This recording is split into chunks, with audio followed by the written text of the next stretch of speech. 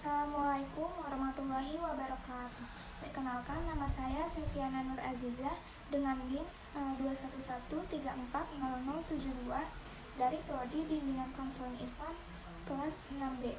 Baiklah, di sini saya akan memaparkan hasil kegiatan bimbingan rohani Islam dan juga menjawab soal pertanyaan UAS.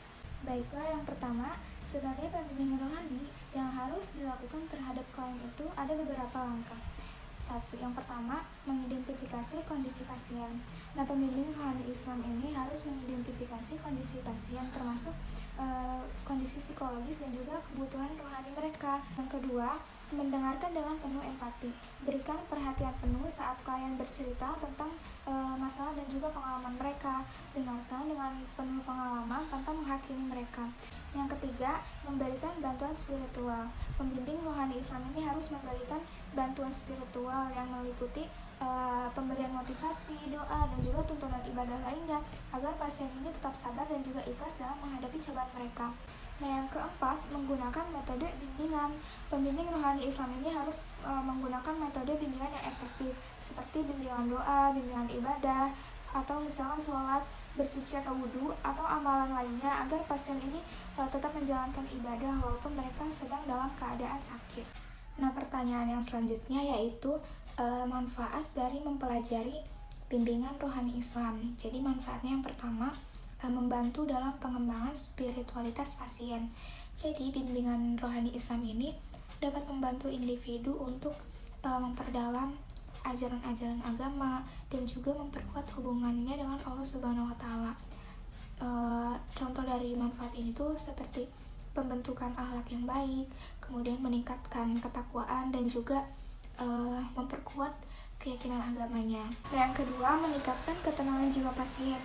Bimbingan rohani Islam ini membantu meningkatkan ketenangan jiwa pasien dengan memberikan bantuan spiritual dan juga ajaran-ajaran agama yang bertujuan untuk mempertegas keimanan pasien dan juga kejiwaan pasien. Nah, yang ketiga, mendorong pertumbuhan pribadi dan juga kualitas hidup yang lebih baik.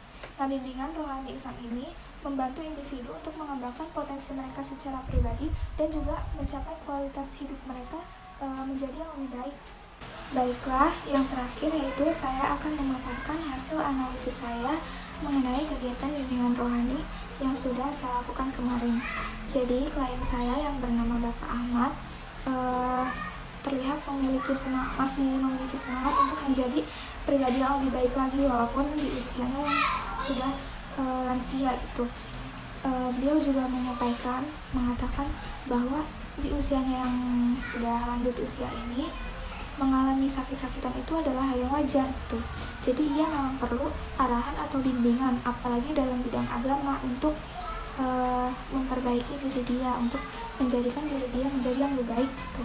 Bapak Ahmad yang sudah berusia 73 tahun ini menderita penyakit tenggorokan yang menyebabkan beliau ini mengalami susah untuk berbicara gitu. Walaupun sebenarnya memang bisa, tapi ya sulit untuk dilakukan gitu. Butuh pengorbanan.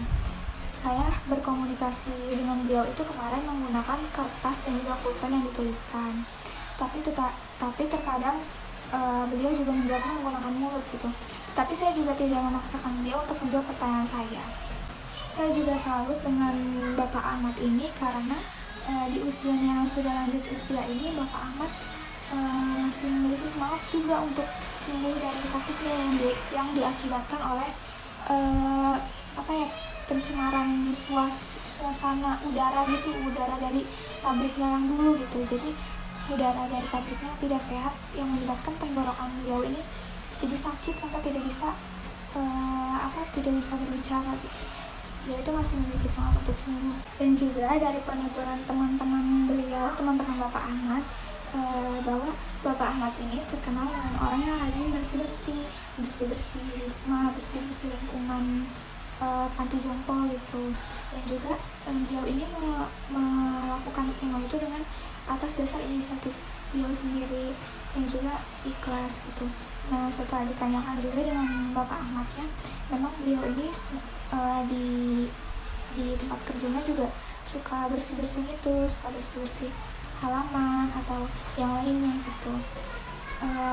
Kebetulan saya itu kemarin melakukan kegiatan bimbingan rohani Islamnya itu di Panti Jompo. Jadi klien saya memang dari Panti Jompo.